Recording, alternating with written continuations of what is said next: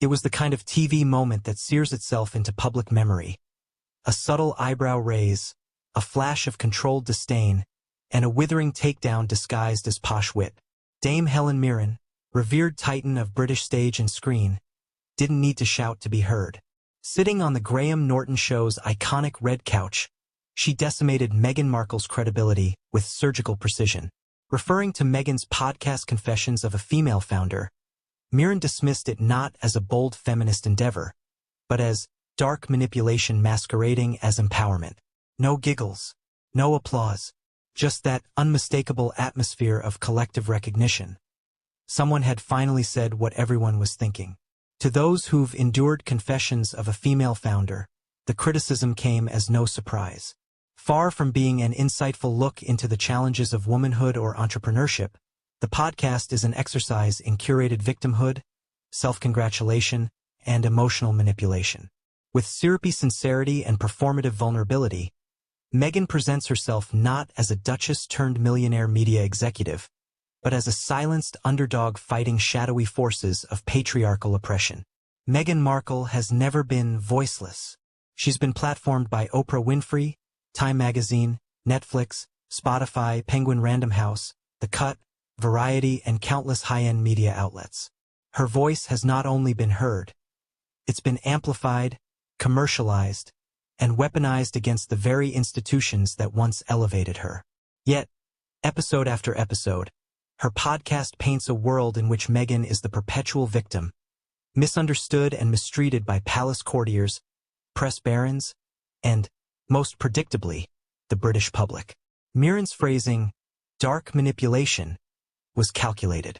As an actress who understands storytelling better than most, she knows when narrative becomes propaganda. Meghan's podcast doesn't empower, it engineers. It takes legitimate female struggles and weaves them into a personalized martyrdom narrative in which Meghan is always the central heroine. The stories of other women are not explored, they are exploited, serving only as mirrors to reflect the Duchess's own carefully constructed wounds. In a world where real female founders are bootstrapping businesses from nothing, enduring failures, financial risks, and glass ceilings, Meghan's account of hardship rings hollow. Her biggest professional challenge? Being asked to smile on a royal tour. Her greatest trial? Not getting editorial control over British tabloid headlines. These are not the struggles of a female founder. They are the grievances of a woman obsessed with controlling perception while pretending to be persecuted by it. The moment is more than a personal rebuke. It's symbolic. Helen Mirren, a woman of unshakable gravitas, represents a generation that earned respect through craft, humility, and integrity. Meghan, by contrast, represents the modern celebrity industrial complex, a media-trained, self-mythologizing brand who cries foul the moment scrutiny interrupts her script. Where Mirren lets her work speak, Meghan demands applause simply for enduring discomfort. Where Mirren acts, Meghan performs in real life. This is what makes her podcast such a troubling artifact. Rather than providing value, it is engineered to provoke sympathy. Every anecdote is sanitized, every guest is filtered through Meghan's moral lens, and every grievance is delivered in the sanctimonious tone of a woman certain of her own virtue. Even the title, Confessions of a Female Founder, is a misnomer. There is nothing confessional, nothing revealing, and certainly nothing foundational. The podcast is not about building businesses. It is about building brand Markle and weaponizing identity to shield it from critique. We must also understand the broader media context in which Meghan's podcast exists. Following the massive, choreographed sit-down with Oprah in 2021, it became clear that the Duchess and Duke of Sussex were pivoting from royalty to reality. There's being a lucrative tale of betrayal, racism, trauma, and eventual Californian redemption. The podcast, like the Oprah interview, serves a single function: image rehabilitation through victimhood.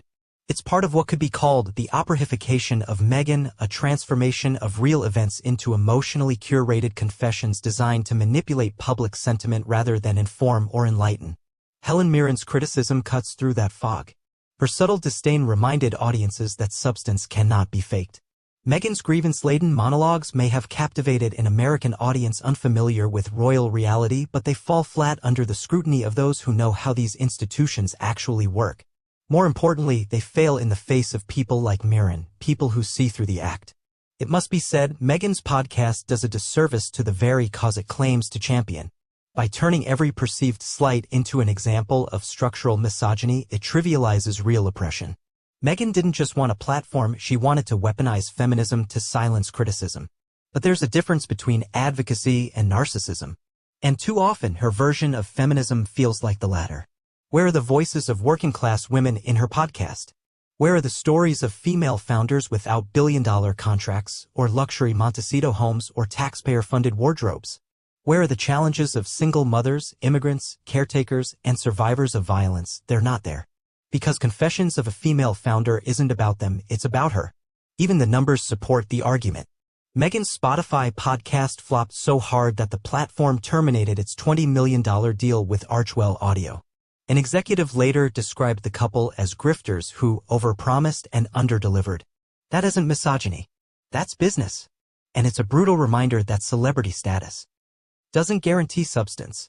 Meanwhile, Helen Mirren continues to be celebrated not because she shares every grievance publicly, but because she lets her work speak volumes. That contrast, once again, is telling. One woman wants attention. The other commands it. What Helen Mirren did on the Graham Norton Show was not just ridicule, it was a cultural correction. A real woman with real achievements rejecting the shallow, self-pitying brand of celebrity feminism Meghan Markle peddles to the world. It was a takedown without cruelty, a critique wrapped in British restraint, but no less devastating. Meghan Markle, in her endless quest to be seen, has made herself a spectacle. Her podcast, far from being a powerful feminist platform, is a masterclass in performative grievance. And now she's facing the consequence of trying to manipulate an audience that's finally waking up. Because the truth is out. The applause is fading. The narrative is cracking, and